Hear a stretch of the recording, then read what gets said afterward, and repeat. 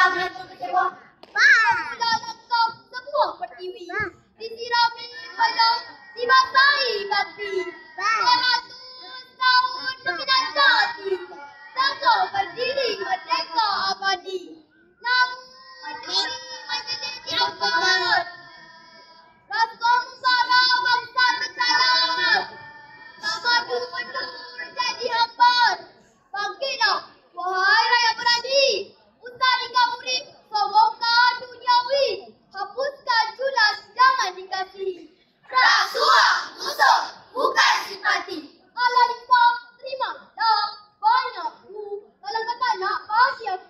Tapi saya bukan pernah cakap. Jangan nak tergoda. Masih mau untuk menekan nama. Jangan dimayar sementara. Sanggup menaikkan maruahmu. Jangan nak tergoda.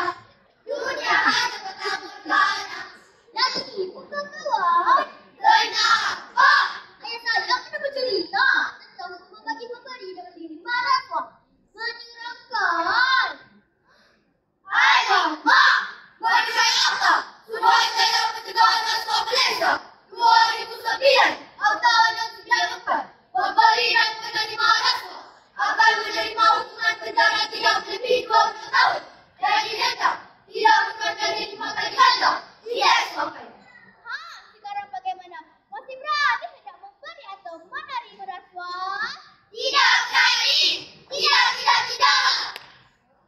Syarat. Saya dah fikirkan. Saya tidak akan pernah sesekali menerima tawaran awak untuk merasuah saja.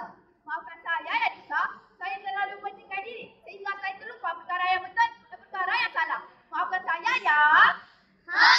Bukankah lebih baik jika kita semua ulang kaji untuk ujian ini, kita akan sahabat sejati.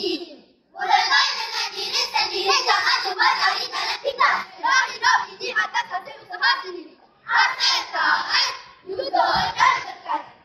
Mak kata, Perdana Menteri Malaysia yang ke-10 dalam ucapan Gergati 2025, beliau berkata, itu madani sebenarnya membangun negara dan segera kabar sama pembangunan yang memberi keseimbangan antara iman dan ilmu, akal dan kalbu,